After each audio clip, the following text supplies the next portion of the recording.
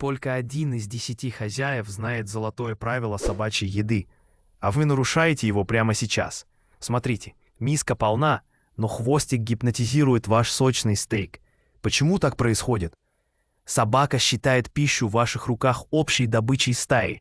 Ей положена доля, пусть даже крохотная. Так рождается правило: моя еда лишь в миске, твоя еда автоматически наша. Запомнили хитрый принцип? Хотите еще таких инсайдов? Понравилось видео? Подписывайся на канал.